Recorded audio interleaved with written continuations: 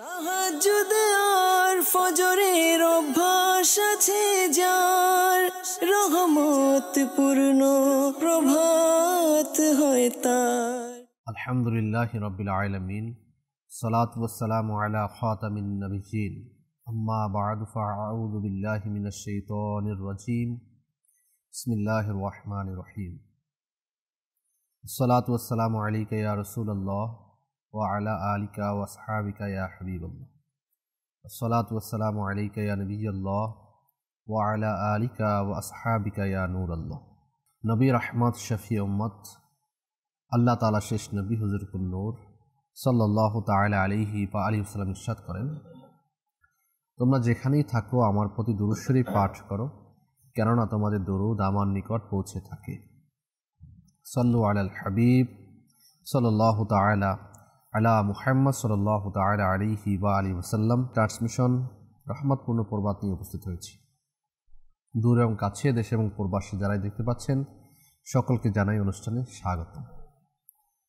অনুষ্ঠানের শুরুতেই আমরা ভালো ভালো নিয়ত করে নিই, ইলমে দ্বীন হাসিলের জন্য বয়ান করব, বয়ান শুনব, পাশাপাশি আদব সহকারে উদাসীন থেকে বেঁচে আমরা আজকের অনুষ্ঠান শুনব ইনশাআল্লাহ তাআলা। আজকের খুবই একটি গুরুত্বপূর্ণ বিষয় আমরা নিয়েছি, যার উপরে আলোচনা করা এবং শোনা এটা সৌভাগ্যের ব্যাপার। ইনশাআল্লাহ তাআলা আশা করছি আমরা আজকে অনেক কিছু শিখব। শুরুতেই আসুন আমরা হামদে বাড়ি তাআলা শ্রবণ করে নিই। সাল্লি আলা রাসূলিনা সাল্লি আলা মুহাম্মাদিন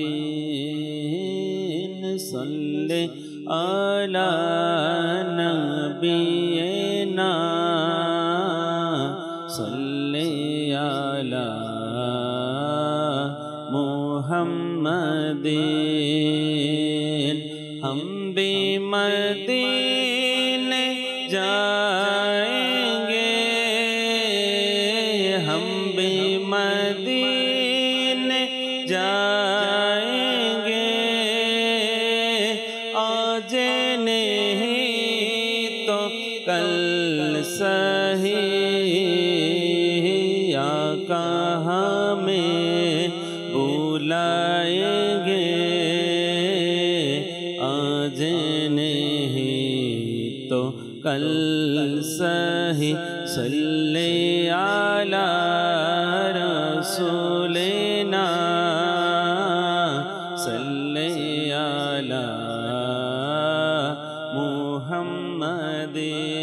मुहम्मदिन।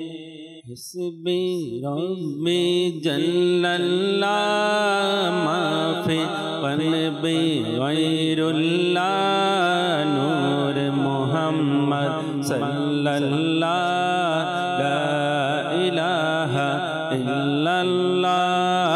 हस्बी रब्बी जल्लल्लाह माफी क़ल्बी गैरुल्लाह नूर मुहम्मद सल्लल्लाह ला इलाहा इल्लल्लाह। तब तोरे मुस्तफा इस्लाम पेल এই ধরা, বলল ধর্ম হীনেরা লা ইলাহা ইল্লাল্লাহ। হাসবি রব্বি জাল্লাল্লাহ মাফি কলবি গায়রুল্লাহ নূর মুহাম্মদ সাল্লাল্লাহ লা ইলাহা ইল্লাল্লাহ। প্রিয় নবীর কাছে এসে আবু জেহেল বলল হেসে, নবী হলে বল মুরে হাতের মুঠোয় কি আছে। প্রিয় নবীর কাছে এসে আবু জেহেল বলল হেসে, নবী হলে বল মুরে হাতের মুঠোয় কি আছে। আদেশ দিলেন মুস্তাফা ভাই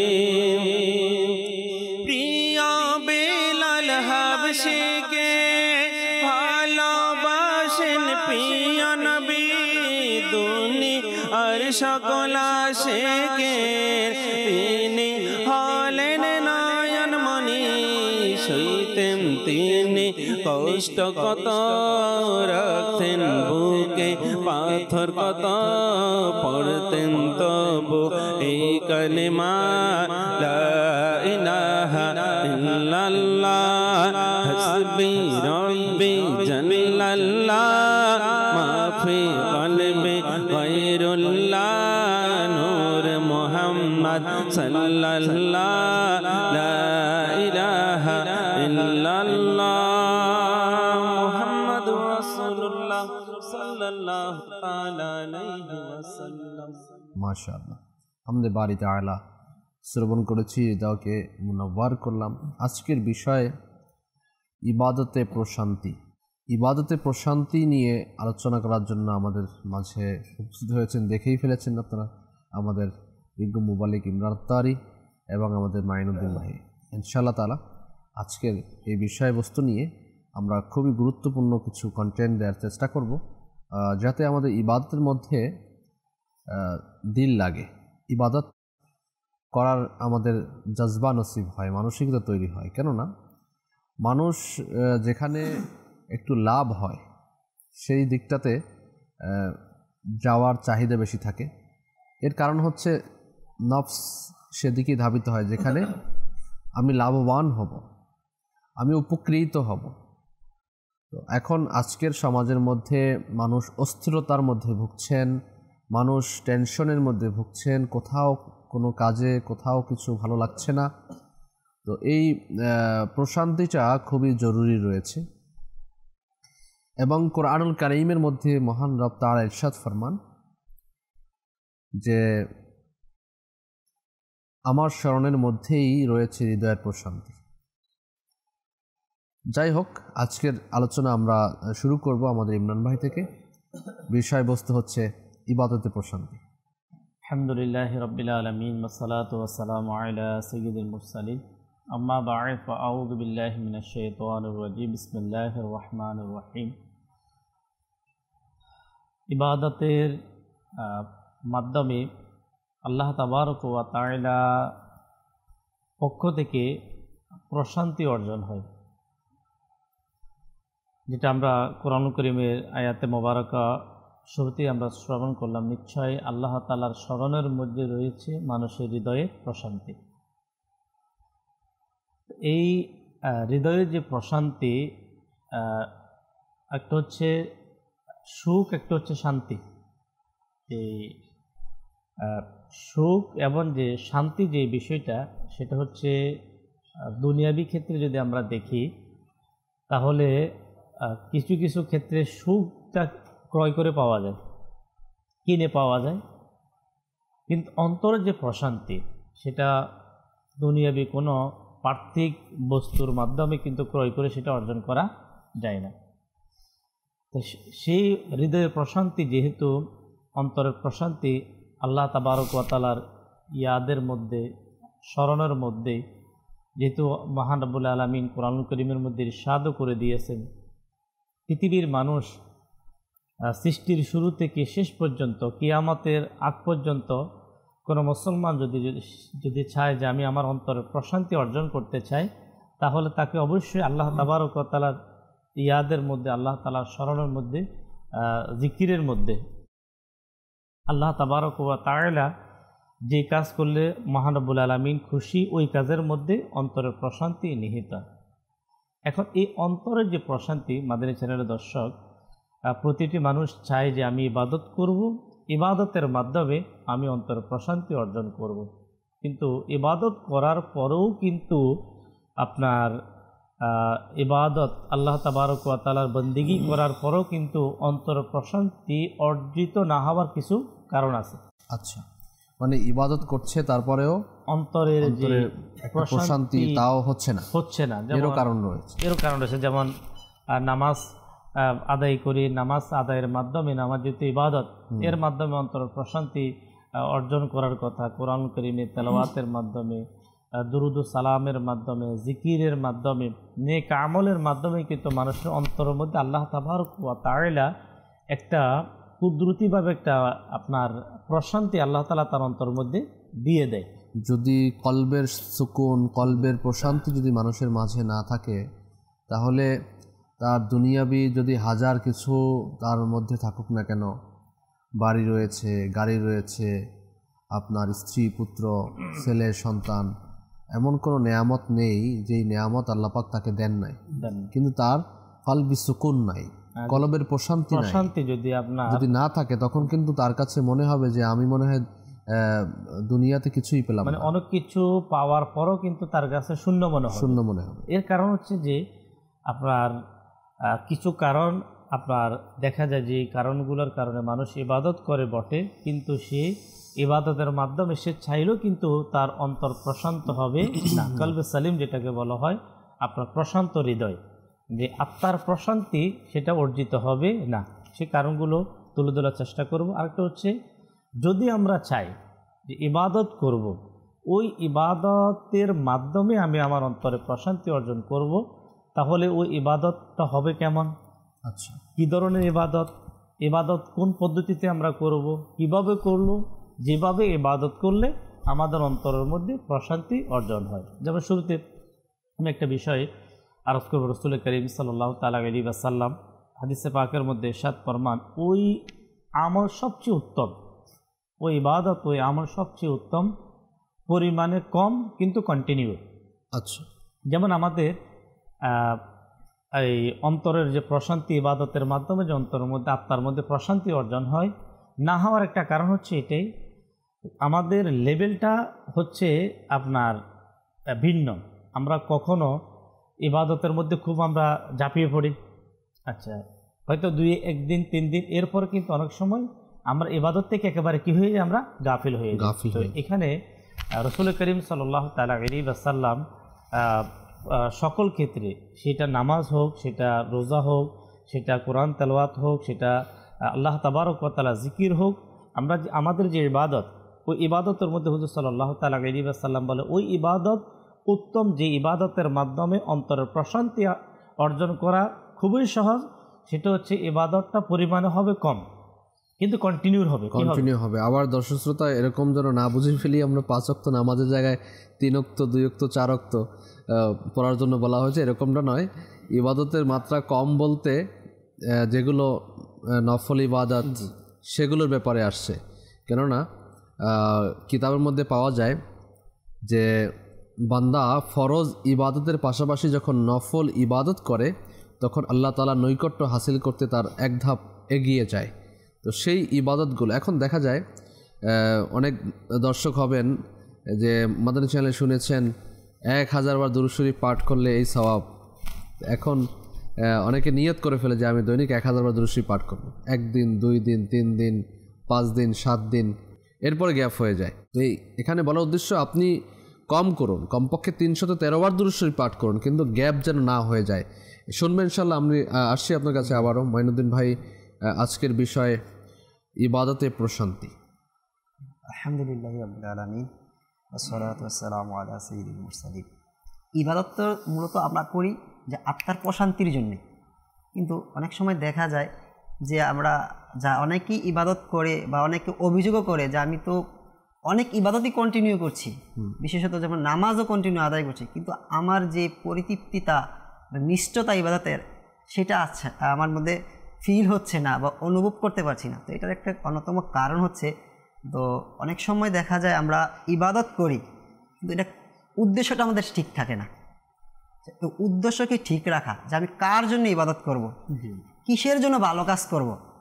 আমরা অনেক ভালো কাজও, আমাদের অনেক মুবাহ ও জায়েজ ভালো কাজগুলো হচ্ছে অনেক সময় বলা হচ্ছে যে মুসলমানদের প্রত্যেকটি নেক কাজই হচ্ছে নেকি, ইন্নামাল আমালু বিন্নিয়াত।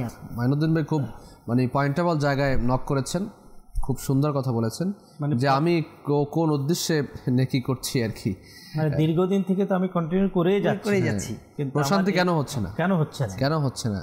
এখানে একটা বিষয়, যেমন যেটা আমাদের মাইনুদ্দিন ভাই বললেন, যে এখানে একটা বিষয় হচ্ছে, যেমন আমি ইবাদত যখন আমি করি, যে ইবাদত করার ক্ষেত্রে মানে যে অভিযোগগুলো আসে, যেমন একটা অভিযোগ উনি বললেন যে আমি তো অনেক ইবাদত করি রেগুলার, কিন্তু আমার অন্তর প্রশান্তি অর্জন হচ্ছে না। আবার অনেকের থেকে দর্শক আমরা শুনতে পাই এভাবে শোনা যায় আমি অনেক দোয়া করি কিন্তু আমার দোয়া কবুল হচ্ছে না, যে দোয়া কবুলের কোনো মাধ্যম আমি পাচ্ছি না যে আমার দোয়া কবুল হয়েছে, অথবা আমি দোয়া করি কিন্তু আমার চোখ থেকে পানি আসে না, আমার অন্তর নরম হয় না। আসলে হচ্ছে কি যে ইবাদতের মাধ্যমে বান্দার অন্তরের প্রশান্তি অর্জন হয়, অন্তর নরম হয়, সে আল্লাহর কাছে যখন হাত উঠিয়ে দেয় তখন তার কান্না চলে আসে। এর যে বিষয়টা যে বিষয়টা আমাদের মুবাল্লিগে দাওয়াত ইসলামী বললেন যে আমি যে ইবাদতটা আমি করি, ইবাদত আমাকে প্রতিটা ইবাদত কেন কবুল হয় না এর কারণগুলো জানা।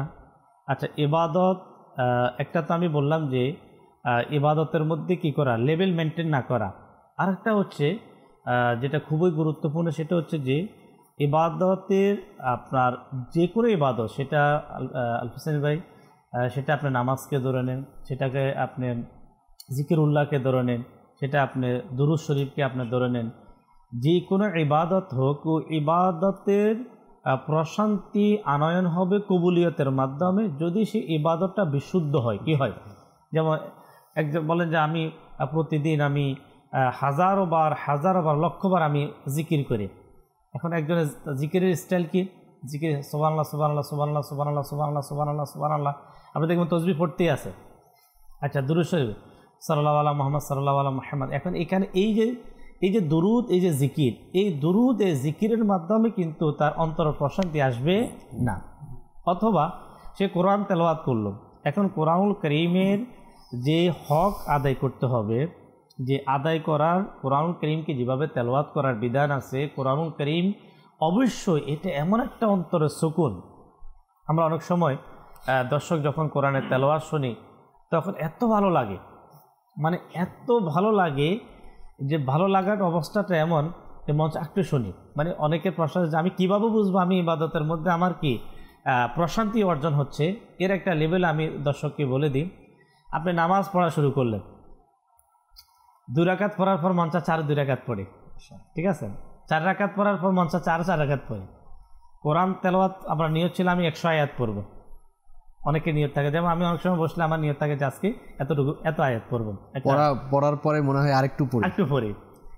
এই জিনিসটা দুরূদ শরীফ পড়ার নিয়ত ছিল আমি 200 বার দুরূদ শরীফ পড়বো, কিন্তু মনের এর মধ্যে যে একটা প্রশান্তি আল্লাহ তাআলা এমনভাবে সৃষ্টি করে দিয়েছে, তো মন চাচ্ছে আরেকটু পড়ি। এখন এই একটা হচ্ছে যে এই প্রশান্তি যে আসছে আল্লাহ তাআলার পক্ষ থেকে ফিল হচ্ছে, কিন্তু আরেকটা ফিল না হওয়ার যে কারণটা আমার বলার উদ্দেশ্য হচ্ছে সেটা হচ্ছে আমরা যারা, একটা তো খুব গুরুত্বপূর্ণ পয়েন্ট আমার মনে হয় মানে দিমা ইনশাআল্লাহ যেটা কন্টিনিউ করে, যেটা উনি শুরু করছিল, কিন্তু কি বলতে চাচ্ছিলেন একটু আমি এই জিনিসটা বলে দিই। সেটা হচ্ছে যে আপনার ওই ইবাদতটা বিশুদ্ধ না হওয়ার যে সবচাইতে একটা বড় কারণ, একটা অনেক বড় কারণ, যে যেমন সুবহানাল্লাহ সুবহানাল্লাহ সুবহানাল্লাহ সুবহানাল্লাহ সুবহানাল্লাহ সঠিক উচ্চারণ, আমি সুবহানাল্লাহ এটা জিকির, মানে যারা জিকির করে আর কি, কিন্তু মূলত যখন আমি জিকির করব, আমি দুরূদ পড়ব, আমি কোরআন তেলাওয়াত করব, দীর্ঘদিন যারা এভাবে করে যাচ্ছেন, দীর্ঘদিন যারা কোরআনকে মহব্বত করে কোরআনকে ভুলভাবে পড়ে যাচ্ছে, দীর্ঘদিন যারা জিকিরকে ভুলভাবে পড়ে যাচ্ছে, দীর্ঘদিন যারা দুরূদ পড়ে সেটাকে ভুলভাবে পড়ে যাচ্ছে, যদিও সেটা 100 বছর হোক না কেন, কিন্তু এর মাধ্যমে কিন্তু হৃদয়ের প্রশান্তি অর্জন হবে। সঠিক নিয়ম, সঠিক পদ্ধতি, সঠিক উচ্চারণ, জি, এবং সঠিক নিয়ত। জি, নিয়তের ব্যাপারেই বলছিলাম। তো আমাদের নিয়তটাকে আগে প্রথম সঠিক করতে হবে, যে আমি কি কারণে পড়বো। যেমন অনেকে আছে মানুষকে লোক দেখানোর জন্য করে থাকে, একে তো লোক দেখানো এটা গুনাহের কাজ, আর পাশাপাশি এর মাধ্যমে আমাদের কখনই অন্তরে প্রশান্তি আসবে না, ইবাদতের স্বাদ আমি খুঁজে পাবো না। তো আমার নিয়ত হবে আমি যখনই, মুসলমানদের প্রত্যেকটি কাজ এরকম হওয়া উচিত যে আমি যখনই জাত করব সেটা আল্লাহ ও তার রাসূল সাল্লাল্লাহু আলাইহি ওয়াসাল্লামের সন্তুষ্টির জন্য করব। কারণ হাদিস কিতাবে এসেছে তুমি যদি কোনো মুসলমানকে কোনো ভালো কাজের জন্য পছন্দ করো, সেটার জন্য হয় আল্লাহ তাআলার সন্তুষ্টির জন্য হয়ে থাকে। আমি কারো কোনো কাজের মধ্যে যদি আমার সেটা খুশি মনে হয় যে না আমার ভালো লাগে, আনন্দদায়ক হয়, সেটাও যেন আল্লাহ তাআলার সন্তুষ্টির মাধ্যমে হয়। সন্তুষ্টির জন্য হয়ে থাকে, তাহলেই আমি প্রথমত আমার নিয়তকে সঠিক করা, কারণ হাদিসে পাকে এসেছে নবী করিম ইরশাদ করেন সত্য নিয়ত সবচেয়ে উত্তম আমল। মাশাআল্লাহ, মারিদের সাথে আমি একটা অ্যাড করি নিয়ত, যেহেতু নিয়তের ব্যাপারে, যে নবী পাক সাল্লাল্লাহু আলাইহি ইসলামের কাছে একজন ব্যক্তির ব্যাপারে সাহাবা কেরাম খুব প্রশংসা করলেন তার ইবাদত দেখে, সুবহানাল্লাহ, কিন্তু তার নিয়তের মধ্যে কি ছিল? গলত ছিল। মানে এত প্রশংসা করলেন, দেখা যায় না বাহ্যিকভাবে মানুষের ইবাদত বন্দেগী দেখলে বোঝা যায় যে যখন প্রশংসা করলেন হুজুর সাল্লাল্লাহু তাআলা আলাইহি ওয়াসাল্লাম সহকারে সাহাবা একরাম সহকারে ওই ব্যক্তির পাশে উপস্থিত, তখন সাহাবা একরাম বলতে লাগলো যে ইয়া রাসূলুল্লাহ, আমরা যার ব্যাপারে বললাম সে হলো এই ব্যক্তি। আল্লাহর হাবিব সাল্লাল্লাহু তাআলা আলাইহি ওয়াসাল্লাম নূরানি দৃষ্টি। ইমাম গাজ্জালী রহমতুল্লাহ তাআলা আলাইহি ইয়াহিল উলুমউদ্দিনের মধ্যে হাদিসে মোবারকা নকল করেন, হুজুর সাল্লাল্লাহু তাআলা আলাইহি ওয়াসাল্লাম নূরানি নজর দৃষ্টি যখন তার দিকে করলেন, করার সাথে সাথে হুজুর সাল্লাল্লাহু আলাইহি ওয়াসাল্লাম তাকে বললেন, তুমি সত্যি করে বলে দাও, যে তুমি সত্যি করে আমার সামনে তুমি বলে দাও যে তোমার মধ্যে কি এই খেয়াল আসে না যে তুমি এই সমাজের মধ্যে এলাকার সবচাইতে ভালো ব্যক্তি, মানে ভালো আমলদার, ভালো ইবাদত গুজার। তখন সে সত্যি হুজুর সাল্লাল্লাহু আলাইহি ওয়াসাল্লামের সামনে প্রকাশ করে দিলেন। এখন দেখে এই যে আপনি যে বিষয়টা বললেন নিয়তের ব্যাপারে, যে নিয়ত এটা এমন একটা বিষয়, আমি আমার নিয়ত মানুষকে খুশি করা, আমার নিয়ত দুনিয়াবি কিছু অর্জন করা, আমার নিয়ত হচ্ছে আমার ইবাদতের প্রশংসা ছড়িয়ে দেওয়া, সবার কাছে পৌঁছে যাক, একটা ভাইরাল হওয়া। এখন এই ভাইরাল যখন আমি হতে গেলাম, তো এভাবে হয়তো আমি 100 বছর আমি মানুষের কাছে ভাইরাল হয়ে যাব, কিন্তু অন্তরের প্রশান্তি অর্জন আসবে না। এটার জন্য প্রথমত আমাদের প্রয়োজন যে আমার নিয়তকে বিশুদ্ধ করা। মাশাআল্লাহ, শুনবো ইনশাল্লাহ আরও আমাদের আজকের বিষয় নিয়ে ইবাদতের প্রশান্তি। কালাম আমরা শ্রবণ করি, আসুন। জুনায়েদ ভাই আছেন আর কালাম শুনবো না? জুনায়েদ ভাই থাকলে একটা কালামের মানে খুবই আসে, ঠান্ডা ঠান্ডা মিঠা মিঠা। মাশাআল্লাহ। আমার পেতে চাই ও গো তোমার দিদার, পিয়া নবী করো পূরণ আশা আমার, করো পূরণ আশা আমার, করো পূরণ আশা আমার, করো পূরণ আশা আমার, পূর্ণিমার রজনী আর নূরানী বাহার, পিয়া নবী দাও না তোমার দিদার, দাও না তোমার দিদার, দাও না তোমার দিদার, দাও না তোমার দিদার, দাও না তোমার দিদার, দাও না তোমার দিদার।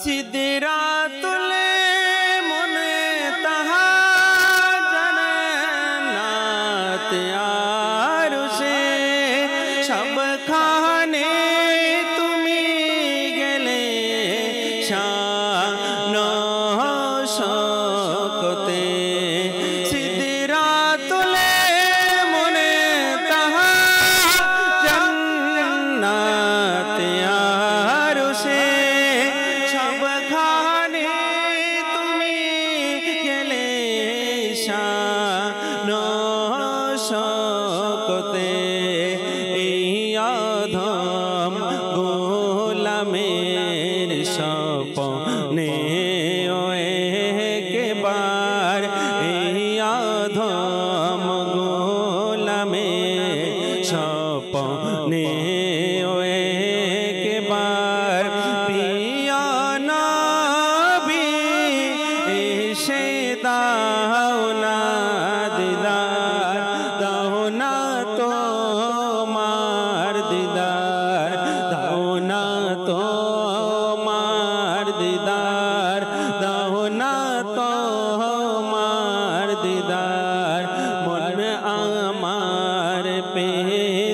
চাই ও গো তোমার দিদার প্রিয় নবী দাও না তোমার দিদার দাও না তোমার দিদার বীর তোর সাজায় পরে আছে গোলাম তোমার নুরানি চেহারা দেখতে মন বেকুতার মৃত্যুর সাজায় পরে আছে গোলাম তোমার নুরানি চেহারা দেখতে মন বেকুতার যে ননি বে না যায় জীবনের প্রদীপার প্রিয় নবী এসে দাও না দিদার দাও না তোমার দিদার দাও না তোমার দিদার দাও না তোমার দিদার দাও না তোমার দিদার দাও না তোমার দিদার নির্জন জায়গা কবর আর রাতের আঁধার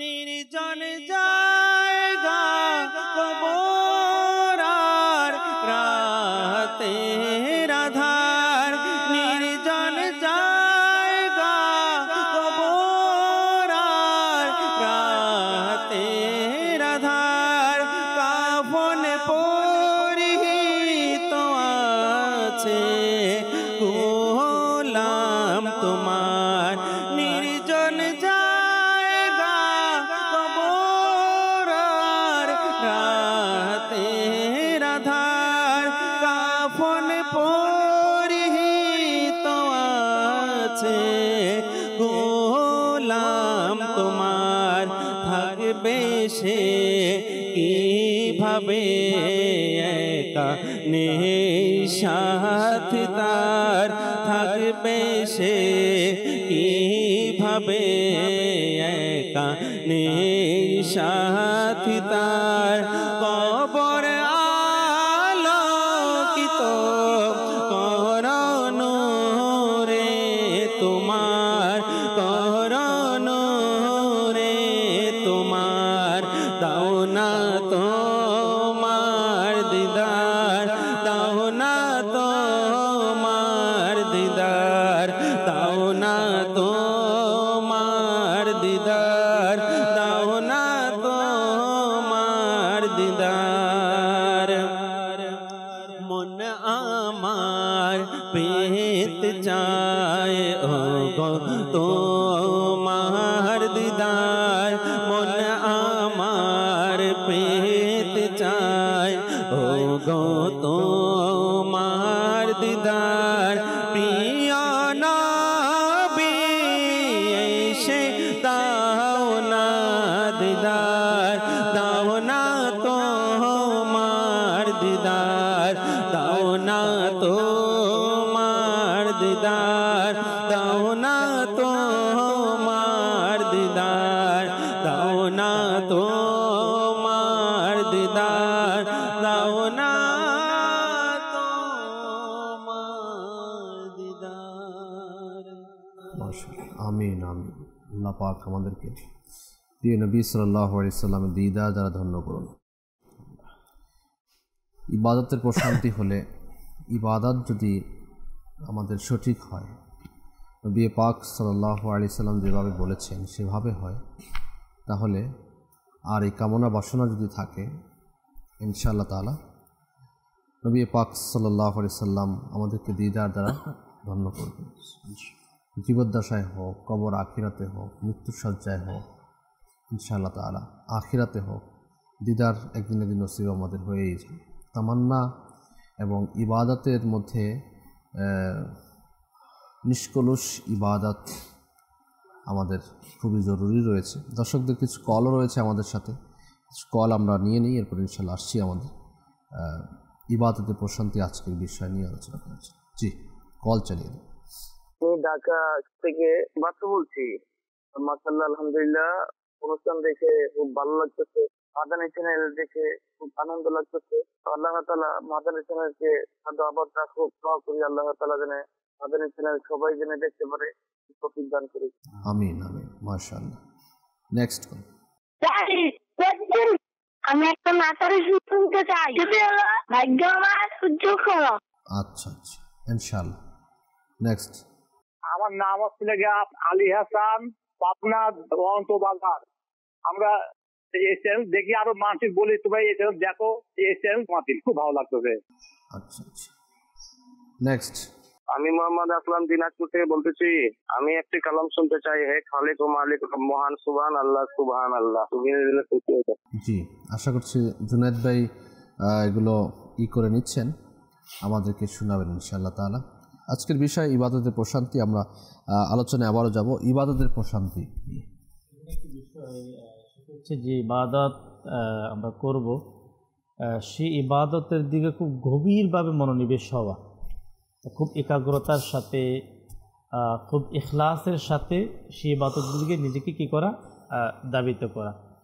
যেমন বিশেষ করে যখন আমরা নামাজ আদায় করি, আমরা কোরআনুল কারীম তেলাওয়াত করার জন্য আমরা বসি, অথবা মহান রব্বুল আলামিনের জিকির করার জন্য আমরা বসি। তা আমাদের শারীরিক কন্ডিশনকে আমাদের দেখা উচিত। আমরা আমাদের শারীরিক যে অবস্থা, আমার শরীরের পবিত্রতা কতটুকু আছে, আমি যে স্থানে বসে আমি জিকির করি অথবা যেখানে আমি নামাজ আদায় করি, তো সেই স্থানটাও দিকও আমাদেরকে দেখতে হবে। যখন আমি স্থানটা যদি একটু ভালো হয়, দেখা যাচ্ছে প্রত্যেক স্থানে কিন্তু ইবাদতের মধ্যে কিন্তু মন বসে না। কেউ যদি অপবিত্র জায়গার মধ্যে, যেখানে শোরগোল হচ্ছে, ওই সকল জায়গার মধ্যে যদি কি ইবাদতের স্থান নির্ধারণ করে নেয়, তাহলে ইবাদতের দিকে মনোনিবেশ হওয়া খুবই কঠিন হয়ে যাবে। তো স্থানটা আমাদেরকে নির্ধারণ করা, আমাদের শারীরিক পবিত্রতার বিষয়গুলো একটু ভালোভাবে খেয়াল রাখা, এবং এরপরে আমি যখন ইবাদত করব, রাসূল করিম সাল্লাল্লাহু তাআলা আলাইহি ওয়াসাল্লাম হাদিস পাকের মধ্যে ইরশাদ ফরমান, যখন তুমি নামাজে দণ্ডায়মান হবে, বিশেষ করে নামাজের ব্যাপারে আসলো, তুমি এই খেয়াল করো যে আল্লাহ তাআলা তোমাকে দেখছে। আর যদি এটাও অন্তর খেয়াল করবে আমি আল্লাহ তাআলাকে দেখছি। তো এখানে হুজুর সাল্লাল্লাহু তাআলা আলাইহি ওয়াসাল্লাম আর ইরশাদ ফরমান যে তুমি যদি তোমার রবকে নাও দেখে থাকো, তাহলে তুমি এটা অবশ্যই তোমার অন্তরে আনবে যে আমার রব আমাকে দেখছে। সুবহানাল্লাহ। আসলে আমরা তো ইবাদত করি, আমরা নামাজ পড়ি, আমাদের যাদের নামাজের মধ্যে চতুর্মুখী খেয়াল চলে আসে, তারা শুরুতেই বুঝতে পারে যে আমার নামাজের মধ্যে কি আছে, গলদ আছে। আচ্ছা, অন্তরে তো পরে নামাজের মধ্যে হিসাব নিকাশ চলতে থাকে, নামাজের মধ্যে এখন গিয়ে কাকে কি বলবো হিসাব নিকাশ চলতে থাকে, কাকে কি জবাবটা দিব। কোন একটা কাজ রেখে আসলো সে, ওই কাজে সে দ্রুত কিভাবে ওই কাজের দিকে চলে যাবে। কারোর সাথে মানে একটু কথা কাটাকাটি হয়েছে, মনোমালিন্য হয়েছে, এখন নামাজের মধ্যেই জবাব খুঁজতেছে যে জবাব কি করা যাবে। মোবাইলে কথা হচ্ছে, এখন মোবাইলে মেসেজিং হচ্ছে, চ্যাটিং হচ্ছে, এখন নামাজ সময় হয়ে গেছে, নামাজে চলে আসছে ঠিকই, কিন্তু অনুভব থাকে যে আমি এর নেক্সটে কি কি জবাব দিব। তো এখানে আমাদেরকে দর্শক, আমরা যারাই চাচ্ছি যে ইবাদতের মাধ্যমে আমরা অন্তরে প্রশান্তি আমরা আনয়ন করব, তাহলে একটা বিষয় আমাদেরকে খেয়াল রাখতে হবে যে ইবাদত করার, যে ইবাদত আপনি করবেন হোক অল্প টাইম আপনি ইবাদত করবেন, ইবাদতের জন্য নিজের ধ্যান, নিজের খেয়ালকে খুব গভীর মনোনিবেশ করা। আচ্ছা, আরেকটা হচ্ছে উলামা একরাম বলেন, অবশ্যই যখন কোনো ব্যক্তির ইবাদত বিশুদ্ধ হবে, তার নিয়ত ভালো হবে, ইখলাস থাকবে, ওই ইবাদতের মাধ্যমে রব্বুল আলামিন তাকে গুনাহ থেকে তাকে বাঁচার ব্যবস্থা করে দেবে। যখন কোনো একজন ব্যক্তি, আপনি বুঝতে পারেন আপনার দ্বারা তেমন গুনাহ সংগঠিত হচ্ছে না, খারাপের দিকে মন যাচ্ছে না, গালিগালাজের দিকে মন যাচ্ছে না, আপনি হারাম খাওয়ার দিকে আপনার মন যাচ্ছে না, হারাম খাওয়া থেকে আপনি বিরত, তখন আমরা বুঝতে পারবো যে আমাদের যে ইবাদত, আমাদের যে নামাজ রোজা যা কিছু আমরা করে যাচ্ছি, হয়তো এর মাধ্যমে কবুলিয়তের দিকে আমরা যাচ্ছি, অন্তর প্রশান্তি আসছে। তো এখন এখানে একটা বড় যেটা আমাদের একটা মেজর যেটা প্রবলেম আমরা বলবো, হয়তো এটার সাথে আমরা সবাই জড়িত, আমরা নামাজ পড়ি, কোরআন তেলাওয়াত করি, জিকির করি, দান সাদেকা করি, অনেক কিছু করার পরেও বারবার বছরে আমরা কিন্তু অনেকে উমরা করতে যাই, মক্কা মদিনার জিয়ারতও কিন্তু আমরা করি, দাওয়াত ইসলামী মাদানী মহলে আমরা মাদানী কাফলে আমরা সফর করি, সপ্তাহে ইজতিমার মধ্যেও কিন্তু আমরা অংশগ্রহণ করি, প্রতি আমাদের ঘরের মধ্যে অথবা বিভিন্ন স্থানে কিন্তু আমরা দরস বয়ান অংশগ্রহণ করি। এত কিছু করার পরেও কিন্তু দেখা যায় যে আমাদের অন্তরে প্রশান্তি না আসার একটা বড় কারণ ওলামা ইকরাম যেটা কিতাবের মধ্যে লিখেছেন সেটা হচ্ছে পাশাপাশি গুনার সাথে জড়িত থাকা। আমি নামাজ পড়ি, সাথে আমার মিথ্যা, আমি কোরআন তেলাওয়াত করি কিন্তু আমি ঝগড়া করার অভ্যাস, আমি দুরুদ সালাম পড়ি, আমি যে সকল ইবাদতগুলো আমরা প্রতিনিয়ত করে থাকি এটার পাশাপাশি আমাদের থেকে কন্টিনিউ আমরা মিথ্যা বলা, গীবত করা, সগলখুরি করা, ওয়াদা খেলাপি করা, ভিতরে হিংসা, অহংকার, এই সকল গুনাহের কারণে যখন কোনো একজন ব্যক্তি ইবাদত করার পর আবার গুনাহ করে, তো গুনাহ করার দ্বারাই তো কিন্তু মানুষের অন্তর কলুষিত হয়। হাদিসে পাকের মধ্যে আসছে যখন কোনো একজন ব্যক্তি একটি গুনাহ করে, তো গুনাহ করার সাথে সাথে তার অন্তর মধ্যে একটি কালো দাগ পড়ে যায়। ওই দাগ হতে হতে এক সময় তার চিত্ত অর্থাৎ তার সেই কলব যেটা সেটা একেবারে কলুষিত হয়ে যায়। তখন কোনো একজন ব্যক্তির যদি কলব যদি কলুষিত হয়ে যায় গুনাহের কারণে, আল্লাহ রাব্বুল আলামিন এর নাফরমানি করার কারণে, তখন কিন্তু সেই যদিও নামাজ পড়ে থাকে, ইবাদত বন্দি করে থাকে, কিন্তু তার অন্তর মধ্যে সেই প্রশান্তিটা আসে না। এখানে আমরা যদি আমাদের অন্তরের ইবাদতগুলো আমরা করি, আল্লাহ তাবারক ওয়া তাআলার দয়ায় আমরা যদি গুনাহ থেকে বাঁচতে পারি, গুনাহ থেকে বাঁচার মাধ্যমেই কিন্তু মাদানী চ্যানেলের দর্শক আপনার অল্প ইবাদত করেও কিন্তু অন্তরের প্রশান্তি অর্জন করা সম্ভব। গুনাহ থেকে বাঁচতে হবে। আপনার একটি কলসির মধ্যে আমি একটা এক্সাম্পল দিয়ে যাই, একটা কলসির মধ্যে কিন্তু মানুষ পানি কী করে ভর্তি করে থাকে, অতক্ষণ একটা পাত্রের মধ্যে পানি ভর্তি করা হয়। এরপরে পরক্ষণে যদি ওই পাত্রের নিচ অংশে যদি ছোট ছোট কয়েকটা ছিদ্র আমরা যদি রেখে দিই, তো ছিদ্র রেখে দেওয়ার কারণে আপনার পরক্ষণে দেখবেন কিছুক্ষণ পর দেখবেন সেই কলসির মধ্যে খালি হয়ে যাবে। ওই পাত্রর মধ্যে আমি কখনো নামাজ রাখলাম, রোজা রাখলাম, হজ রাখলাম, জাকাত রাখলাম, তসবিহ, দুরূদ, সালাম, অনেক কিছু আমি সেখানে প্রতিনিয়ত আমি দেওয়ার চেষ্টা করি, কিন্তু পরক্ষণে সেই জিনিসটা যখন থাকবে, যখন আমার পাত্রের মধ্যে যখন ইবাদত থাকবে, অবশ্যই ওই ইবাদত থেকে কি আসবে, আপনার সুকুন, শান্তি অবশ্যই অন্তরের মধ্যে আসবে। কিন্তু সেটা তো থাকে না, সেটাকে থাকার আমরা রাস্তা রাখি না কেন? আমরা নিচে দিয়ে ছিদ্র করে রাখছি, মিথ্যা বলার ছিদ্র, গীবতের একটা ছিদ্র, অহংকারের একটা ছিদ্র, খারাপ ধারণা করার একটা ছিদ্র, খারাপ দেখার একটা ছিদ্র, কান দিয়ে খারাপ শোনার একটা ছিদ্র, এরপরে দেখা যাচ্ছে যে চোখ দিয়ে খারাপ দেখার একটা ছিদ্র, গান শোনার একটা ছিদ্র আপনারা বুঝতে পেরেছেন, ছোটো ছোটো আমরা ফোঁটা করে দিয়েছি। ইবাদত করি কিন্তু আমরা সেই ইবাদতগুলোকে আমরা আমাদের মাঝে স্থায়িত্বভাবে রাখার জন্য আমরা সেই ব্যবস্থা কিন্তু আমাদের মাঝে নাই। আমরা অসংখ্য গুনাহের আপনার ছিদ্র করে দিচ্ছি, যার মাধ্যমে আমাদের ইবাদত করার পরও কিন্তু আমাদের অন্তরে প্রশান্তি অর্জন হচ্ছে না। তাই ওলামা ইকরাম বলেন ইবাদতের মধ্যে সবচাইতে আফজাল ইবাদত বলা হয়েছে গুনাহ থেকে বাঁচা। গুনাহ অর্থাৎ হারাম এবং ইবাদত দুটো একসাথে চলতে পারে না। আমি যদি ইবাদত করি, ইবাদতকে আমার কবুল করার জন্য বা শান্তি যদি খুঁজে পেতে চাই, তাহলে অবশ্যই আমাকে গুনাহকে অ্যাভয়েড করতে হবে।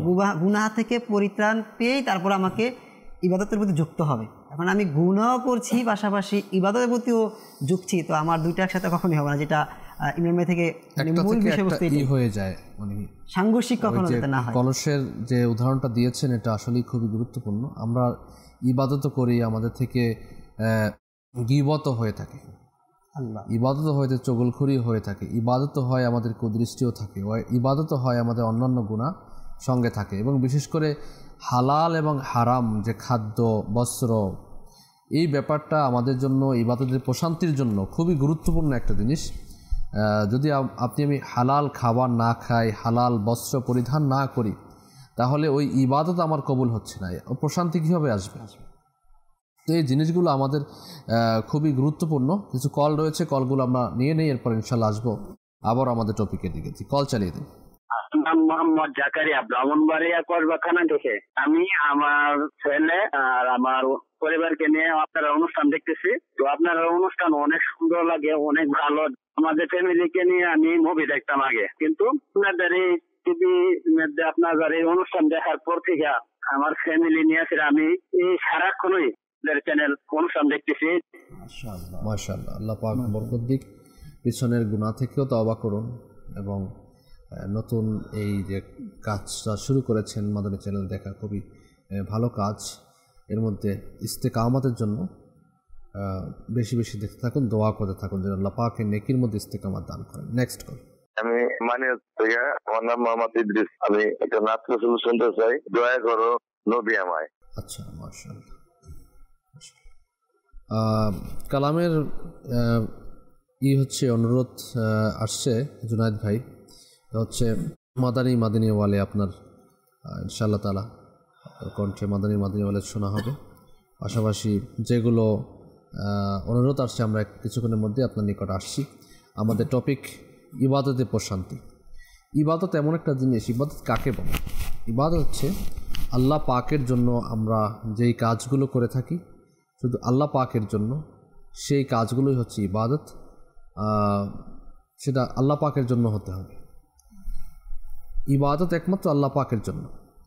নামাজ হোক, রোজা হোক, হজ হোক, জাকাত হোক, দান খয়রাত হোক, যা কিছুই আপনার করি না কেন, মানুষের উপকার করা হোক, সকল কিছুই আল্লাহ তাআলার ইবাদতের মধ্যে শামিল রয়েছে। আর মানুষের মুসলমান হিসাবে মানুষের প্রত্যেকটি সময় ইবাদতের মধ্যে কাটানো উচিত। এখন এই প্রত্যেকটা সময় ইবাদতে কিভাবে আমরা কাটাবো? এই জন্য তো আমাদের ইবাদতে যদি প্রশান্তি না আসে, তখন কিন্তু আমরা প্রত্যেকটা সময় ইবাদতে কাটাতে পারবো না। মন চাইবে না, যে আমার চিন্তা আসবে না। ওই যে নিয়তের কথা শুরুতেই মাইনুদ্দিন বলেছিলেন, নিয়ত আসবে না। কারণ হচ্ছে গিয়ে আমি যখন কাজ শুরু করব, এর মধ্যে পিছনে যদি ভালো নিয়ত করি তাহলে এটা ইবাদত হয়ে যাবে। আপনি ব্যবসা করেছেন, এর পিছনে যদি ভালো নিয়ত থাকে, ব্যবসা করাটাও ইবাদত হবে। চাকরি করছেন, চাকরির সময়টা 8 ঘন্টা, 10 ঘন্টা, 12 ঘন্টা, এটা ইবাদতের মধ্যে শামিল হবে। আপনি ভালো নিয়ত যদি ঘুমিয়ে থাকেন, ঘুমানোর আগে ভালো নিয়ত করেন, ঘুমটা আপনি ইবাদতে পরিগণিত হবে। ঘুমাচ্ছেন, আরাম করতেছেন না, তার ইবাদত হচ্ছে। আপনার নামায় আমলের মধ্যে নেকি লেখা হচ্ছে। তো এই কাজগুলো তো আমাদেরকে জানতে হবে, এজন্য ইলমও দরকার। এবং যখন আপনি এই ইবাদতগুলো করতে থাকবেন, বান্দার প্রত্যেকটি সময়, প্রত্যেকটি ক্ষণ যখন ইবাদতের মধ্যে কাটবে, তখন দেখা যাবে যে ইনশাআল্লাহ আযজা ওয়া জাল তার মধ্যে একটা অটোমেটিক্যালি পরিবর্তন চলে আসবে। আর এই পরিবর্তনটা আনা আমাদের জন্য খুবই জরুরি রয়েছে। আর ইবাদত আমাদের করতে হবে নিষ্কলুষভাবে, আল্লাহ তাআলার জন্য ইখলাসের সাথে। না এর মধ্যে রিয়াকারী, লোক দেখানো কোনো কিছু জড়িত থাকতে পারবে না। এখন আমাদের ইবাদতের মধ্যে লোক দেখানো ইবাদত চলে আসছে। ঘরের মধ্যে নামাজ আমরা একরকম পড়ি, মসজিদে আসলে আমরা আরেক রকম পড়ি। দান খয়রাত করব তো তা আমাদের জন্য এটা প্রচার করতে হবে। কাউকে কিছু দান করলে, শীতবস্ত্র দান করলেও এখানে ফটো তুলতে হবে, কাউকে কিছু দান করলে এখানে ফটো তুলতে হবে। ফটো তুলেই সেটা আপলোড দিতে হবে আপনার সোশ্যাল মিডিয়ার মধ্যে, ভাইরাল আমাকে হতেই হবে। তো এই ভাইরাল হওয়ার জন্য যারা ইবাদতবন্দি করেন, তারা দিলে প্রশান্তি কীভাবে পাবেন? তারা প্রশান্তি পাচ্ছেন যে কমেন্ট কয়টা আসছে, লাইক কয়জনে দিয়েছে, এটাকে পছন্দ কয়জনে করেছে, শেয়ার কয়জনে করেছে, এগুলো আসলেই আপনার দিলের মধ্যে কি প্রশান্তি লাভ হচ্ছে। তো এই প্রশান্তি তো এটি ইবাদতের প্রশান্তি নয়, এটা আপনার প্রসিদ্ধি লাভের প্রশান্তি, যে আপনি প্রসিদ্ধি লাভ করছেন। তো সেজন্য আমার প্রিয় দর্শক শ্রোতা, ইবাদত একমাত্র মহান রব তাআলার জন্য যখন আমরা করব, তখন কিন্তু এর দিকে আমাদের নজর আসবে না। হ্যাঁ, কিছু কাজ রয়েছে যেগুলো প্রচারের জন্য, যেমন আমরা দাওয়াত ইসলামী থেকে কিছু যদি করা হয় তখন সেটা প্রচার করা হয়। এখন আপনারা তো সোশ্যাল মিডিয়া দিয়ে থাকেন, FGRF-এর কাজ যখন হয় তখনও সোশ্যাল মিডিয়া দেওয়া হয়। তো এই দেয়াটা আর আমি পার্সোনালি কাউকে কিছু দান করতেছি, এটা ফটোশ্যুট করে আমি দিচ্ছি, আরেকটা হচ্ছে সাংগঠনিকভাবে দেয়া হচ্ছে। তো এটা ওভারঅল সংগঠনের আপনার একটা নাম হচ্ছে, তাই না? তো সেখানে এটা কিন্তু আলাদা একটা ব্যাপার, আর একটা পার্সোনালি নাম হচ্ছে। তো নিয়তের এখানে যথেষ্ট কমজোরি আমাদের মাঝে লক্ষণীয়। সেজন্য আমাদের উচিত হচ্ছে আমরা নিয়তকে পরিশুদ্ধ করি। আমাদের ইবাদতে প্রশান্তি পেতে হলে এটা আমাদের খুবই জরুরি রয়েছে। এখানে একটা বিষয় আমি আপনার সাথে অ্যাড করে দিই। আলহামদুলিল্লাহ, দাওয়াত ইসলামের প্রতিষ্ঠাতা আমির আহলে সুন্নাত আবু বিলাল মুহাম্মদ লিয়াস আত্তার কাদেরী দামাত বারাকাতুম আলিয়া, যিনি আলহামদুলিল্লাহ নিয়তের ব্যাপারে আমাদেরকে তাগিদ দিয়ে থাকেন। তিনি একটা খুব সুন্দর একটা পয়েন্ট তিনি লিখেছেন ওনার কিতাবের মধ্যে, সেটা হচ্ছে যে আপনি যে কোনো ইবাদত করার আগে একটু থেমে যান, একটু আপনি থেমে আপনার নিয়তটাকে আপনি কী করেন, পরিশুদ্ধ করে নিয়তটাকে আপনি ক্লিয়ার করেন। যেমন আমরা তো বিভিন্ন সময় আপনার বিভিন্ন ইবাদতের দিকে আমরা কিন্তু কী হয়, অগ্রসর আমরা হই, কিন্তু হওয়ার আগে আমরা কয়েক সেকেন্ডের জন্য অথবা মিনিটের জন্য একটু আমরা দাঁড়িয়ে যাই। আমরা হয়তো মাদানী চ্যানেলের দর্শক আমরা দেখেছি মাদানী মুজাকারাত আমির আহলে সুন্নাত আলহামদুলিল্লাহ মুজাকারা আসার আগে দিয়ে একটি আপনার আপনার যে নিয়ত কার্ড যেখানে লাগানো হয়েছে সেখানে দাঁড়িয়ে কামরার মধ্যে, জি, এখানে আমরা যে কোনো ইবাদত আমরা করার আগে বাস একটু আমরা থেমে গিয়ে আমাদের নিয়তটাকে আমরা কি করি, ক্লিয়ার করি।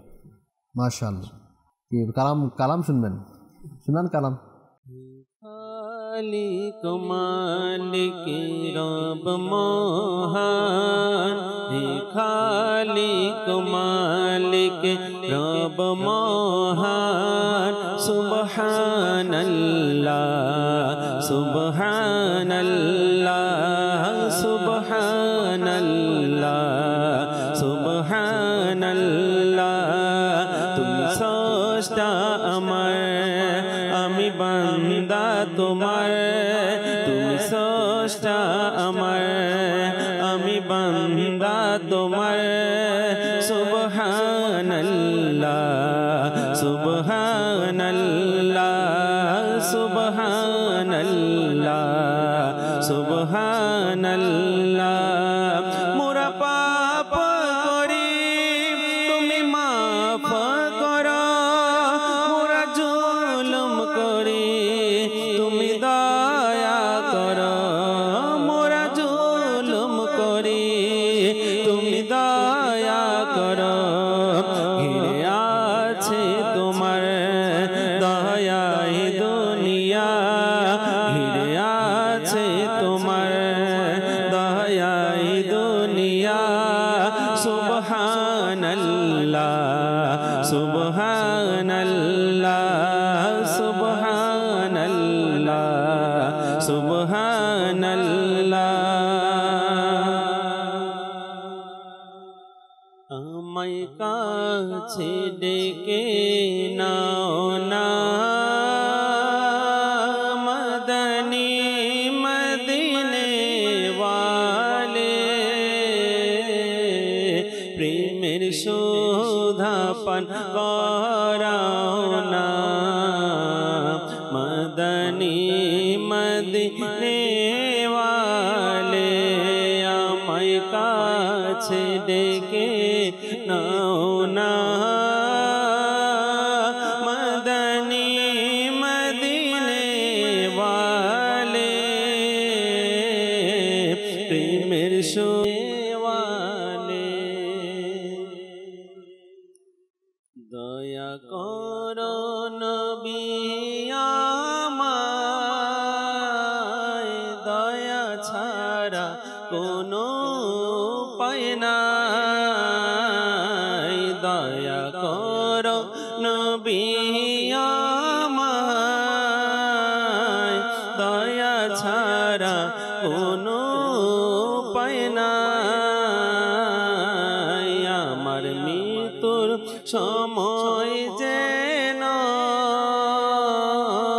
তোমার দিদার একবার পাই। দয়া করো নবী আমায়, দয়া ছাড়া কোনো উপায় নাই।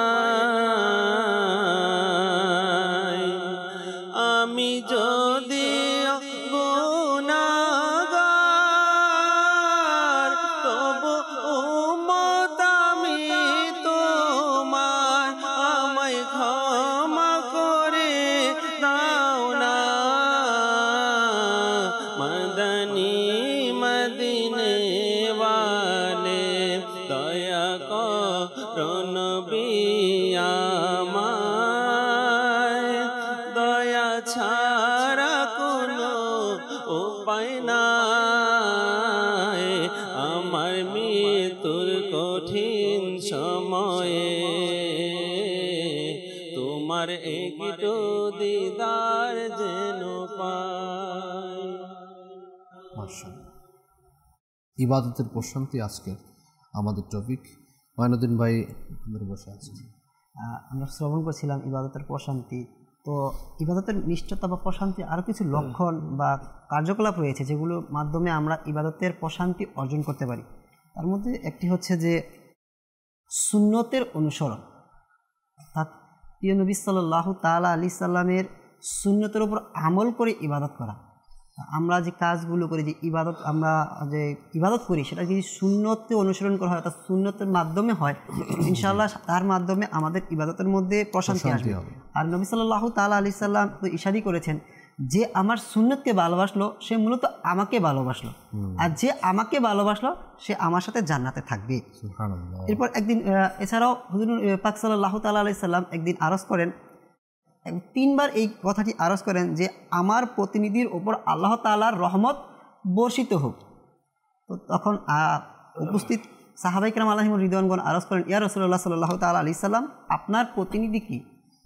তখন রাসূল পাক সাল্লাল্লাহু তাআলা আলাইহি সাল্লাম ইরশাদ করেন, আমার প্রতিনিধি হচ্ছে তারাই যারা আমার সুন্নতকে ভালোবাসে এবং আমার সুন্নতকে অপরের কাছে পৌঁছে দেয়। সুবহানাল্লাহ। তো এই সুন্নতকে অনুসরণ করে যখন আমরা আমল করব, তো ইনশাআল্লাহ আমাদের এই আমলের মাধ্যমে আমাদের মধ্যে প্রশান্তি সৃষ্টি হবে, আমরা ওই আমলের নিষ্ঠতা লাভ করব। পাশাপাশি আরও কিছু আছে, যেমন অহেতুক কথাবার্তা থেকে বেঁচে থাকা, নিজেকে মুক্ত রাখা। অর্থাৎ আমরা যদি ইবাদত করি কিন্তু আবার অনর্গল কথা, অহেতুক কাজকর্ম করে থাকি, তাহলে দেখা গেছে আমাদের মধ্যে যে ইবাদতের নিষ্ঠতা ওটা থাকে না এবং ইবাদতের মধ্যে মনোযোগ আসে না। এখানে গাম্ভীর্যতার ব্যাপারটা খুবই গুরুত্বপূর্ণ। এটা নিয়ে একটু আলোচনা না করলেই নয়। ইমরান ভাই রয়েছেন যে আমাদের সমাজের মধ্যে আমরা এই ব্যাপারগুলো যেটা মানে তুমি বলেছেন যে অনর্গল কথা বকেই যাওয়া, অনর্গল অহেতুক যে কথাবার্তা, গল্প গুজব, হাসি মজাক করা, ইবাদতের মধ্যেও ফাস্ট, তার মধ্যেও ফাস্ট। এখানে আসলে একটা বিষয় হুজুর সাল্লাল্লাহু তাআলা আলাইহি ওয়াসাল্লাম বলেন যে চুপ রইলে সে মুক্তি পেল। সুবহানাল্লাহ। এখানে যে মুক্তি পাওয়াটা, যেমন অন্য একটি হাদিসে পাকের দিকে যদি আমরা যাই, যারা অট্টহাসি দেয়, বেশি হাসি মজাক করে, তাদের অন্তর কঠোর হয়ে যায়। এখন অন্তর যখন কঠোর হয়ে যায়, দেখেন যার অন্তর যত নরম হবে, যত নমনীয় হবে, তত কিন্তু সে আল্লাহ তাবারক ওয়া তাআলার দিকে ধাবিত হবে। এখন আমাদের দেখা যাচ্ছে যে আমরা সেখানে বেশি যাওয়া আশা করি, যেখানে একটু হাসি মজাক হয়, আমরা তাদের সাথে চলাফেরা করার চেষ্টা করি যারা একটু হাসি মজাক করে। আসলে হচ্ছে কি যে আমাদের ইসলামের যে বিধানটা কিতাবের মধ্যে আসছে, যে একজন নবী আলাইহিস সালাতু ওয়াস সালামের যুগে আপনার ওই এলাকার মধ্যে আল্লাহ তাআলার পক্ষ থেকে গজব আসলো। তো গজব আসার যে কারণটা উল্লেখ করা হয়েছে সেটা হচ্ছে সেখানকার লোকেরা, তারা বিশেষ করে যুব সমাজ তারা তাদের নির্দিষ্ট স্থানে, বিভিন্ন রাস্তার স্থানে তারা কি করত, তারা হাসি ঠাট্টা করত, তারা সেখানে কৌতূহল করত, মজাক করত। আল্লাহ তাবারক ওয়া তাআলা তাদের এই অপকর্মের কারণে তারা সেখানে আড্ডাবাজি করত। তাদের আজকে আড্ডাবাজি কোথায় নেই? আজকে যদি আমরা দেখি প্রত্যেক মহল্লাতে আপনি দেখবেন এমন কিছু স্থান আছে যেখানে আপনার মানুষ আড্ডা দিয়ে থাকে, সেখানে গল্প হচ্ছে, সেখানে গান হচ্ছে, যেখানে আল্লাহ তাবারক ওয়া তাআলা নাফরমানি হচ্ছে, যেখানে অট্টহাসি দেওয়ার একটা পরিবেশ তৈরি করা হচ্ছে। যেখানে গল্প গুজব আড্ডাবাজি হয় সেখানে গুনাহ কিন্তু সংগঠিত বেশি হয়। সেখানে তো অবশ্যই গুনাহ সংগঠিত হচ্ছে, সেখানে আপনার ওই বিভিন্ন ধরনের অপকর্মগুলোকে পাশাপাশি কি করে স্থাপন করা হচ্ছে। এখানে আপনার যদিও আমরা যারা গাম্ভীর্য ভাব নিয়ে যারা থাকে, গাম্ভীর্য ভাব মানে একবারে মন খারাপ করে না, মানে তাদের ঠান্ডা মেজাজ যেটাকে বলা হয়, একবার গাম্ভীর্য ভাব নিয়ে থাকে, এটা কিন্তু প্রিয় বান্দাদের গুণাগুণ। যদি আমরা তাদেরকে বোকা বলে থাকি, আসলে কিন্তু বোকা না। যে আমরা যারা বেশি হাসি মজা করে, বেশি কথা বলে, তাদেরকে আমরা চালাক বলে থাকি। এই ধরনের চালাক যারা, তারা কিন্তু বেশিরভাগ কি হয়, অপদস্থ হয়। তাদের কথার কারণে, তাদের বিভিন্ন ধরনের আপনার আচার আচরণের কারণে। আচার আচরণ সালাক, যেটা মানে সালাকবাজি যারা করে তারা হয়ে থাকে, বিভিন্ন জায়গায় তারা অপদস্থ হয়ে থাকে। তো মুক্তি নবী পাক সাল্লাল্লাহু তাআলা আলাইহি ওয়াসাল্লাম যেটা বলেছেন, আপনার যত আমরা কম কথা বলতে পারি এর মধ্যে। আরেকটা হচ্ছে যে ওলামা ইকরাম বলেন, যদি কোনো ব্যক্তি তার ইবাদতের পাশাপাশি যদি অধিক পরিমাণে সে ইস্তেগফারকে শামিল করে নেয়, কান্নাকে, ইস্তেগফারের সাথে সাথে তার ইস্তেগফার তওবা, তো এই তওবা, এটা আমিও একটা কিতাব পড়ছিলাম, সেখানেও কিন্তু এটার মধ্যে যে মানুষের আল্লাহর সাথে সম্পর্ক সৃষ্টি করার, তার অন্তরের প্রশান্তি, মানে অন্তরকে আল্লাহর দিকে মনোনিবেশ করার একটা বড় মাধ্যম হচ্ছে ইস্তেগফার করা, তওবা করা। অধিক পরিমাণে যেমন আমরা নামাজ পড়ি, ইবাদত করি, সকালে রাতে আমরা একটু কি আল্লাহর কাছে একটু আপনি দোয়া করেন, ফরিয়াদ করেন, কান্না করেন, আপনি অধিক পরিমাণে ইস্তেগফারকে আপনি শামিল করেন, অটোমেটিকলিভাবে আপনি দেখবেন যে আপনার ইবাদতের মধ্যে একটা মিষ্টতা কি অনুভব হচ্ছে। আর ইস্তেগফার এমন, নবী পাক সাল্লাল্লাহু তাআলা আলাইহি ওয়াসাল্লাম হাদিসে পাক ইরশাদ ফরমান, লোহার ন্যায় মানুষের অন্তরের মধ্যে কি মরিচা লেগে যায়। লোহা যদি ব্যবহার না করে যদি কোনো স্থানে যদি রেখে দেওয়া হয়, আপনারা দেখবেন কিছুদিন পরে দেখবেন সেখানে মরিচা লেগেই যাবে অটোমেটিকভাবে। তদ্রূপ মানুষের অন্তরের মধ্যেও কি মরিচা লেগে যায়। তো হুজুর সাল্লাল্লাহু তাআলা আলাইহি ওয়াসাল্লাম বলেন যে এর সাফাই, মানে পরিচ্ছন্নতা হচ্ছে কি ইস্তেগফার। ইস্তেগফার এটা এমন একটা বিষয়, আলহামদুলিল্লাহ শেখ তরিকাত আমির আহলুস সুন্নাহ দামাত বারাকাতুহুমুল আলিয়া আমাদেরকে দৈনন্দিন যে আমলের জন্য যে রিসালা আমাদেরকে উপহার দিয়েছেন, নেক আমল, নেক আমলের মধ্যে যতগুলো আমরা প্রতিদিন আমরা ইস্তেগফারকে শামিল করতে পারি 70 বার, সম্ভব 70 বার, কমপক্ষে 70 বার, 112 করা যায়। এই 70 বার আপনি কি করেন, আপনি যখন ইস্তেগফার, স্বাভাবিকভাবে দেখবেন ইস্তেগফার যখন মানুষ আস্তাগফিরুল্লাহ পাঠ করে, আস্তাগফিরুল্লাহাল আযীমা ওয়া আতুবু ইলাইহি, স্বাভাবিক ইস্তেগফার মুখ থেকে আসার সাথে সাথে কিন্তু তার অন্তরটা কি হয়ে যায়, আল্লাহর দিকে কি দাবিত হয়ে যায়। আমরা যারা ইবাদত করি ঠিক, কিন্তু যারা আমরা ইস্তেগফার থেকে দূরে, যারা আমরা কান্না করা থেকে দূরে, আমি তাদেরকে বলবো যে আপনি এর অভ্যাস তৈরি করার জন্য, কমসে কম এর অভ্যাসটাকে তৈরি করার জন্য আপনার দাওয়াত ইসলামীর যে মাদানী মহল, মাদানী পরিবেশে সাপ্তাহিক ইজতেমাতে আপনি অংশগ্রহণ করেন, সেখানে আলহামদুলিল্লাহ যে তওবা যে করানো হয়, যেমন বৃহস্পতিবার ইজতেমার মধ্যে দোয়া করানো হয়, তওবা করানো হয়, আপনার এর দিকে যদি আমরা মাদানী মহলের সাথে যদি আমরা ইনশাআল্লাহ সম্পৃক্ত আমরা থাকতে পারি, তাহলে যে ইস্তেগফার করা, যে আল্লাহর কাছে ক্ষমা প্রার্থনা চাওয়া, তওবা করা, কান্না করার, এর একটা পরিবেশের কিন্তু দরকার আছে। পরিবেশটা ইবাদতের প্রশান্তির মধ্যে এটাও রয়েছে যে পরিবেশ। আর আমরা তো এটাও জানি যে সহবতে সালিহিন, আমার সহবত যার সাথে হবে আমার বৈশিষ্ট্য তেমনই হয়ে যাবে। তো আমি যদি নেককারে সহবত অবলম্বন করি, আল্লাহ চায় তো ওই নেককারে সংস্পর্শে থাকার বদলতে আমার মধ্যে আমলে জজবা আসবে, এবং পাশাপাশি তার থেকে অনুপ্রাণিত হয়ে আমাদের মধ্যেও ওই একাগ্রতা সৃষ্টি হবে। এই জন্য আমাদেরকেও প্রয়োজন যে ভালো সঙ্গ অবলোকন করা, যেমন তাদের সঙ্গ নিয়ে চলা। আলহামদুলিল্লাহ, তো দাওয়াত ইসলামী সেই পরিবেশই আমাদেরকে সৃষ্টি করে দিয়েছেন।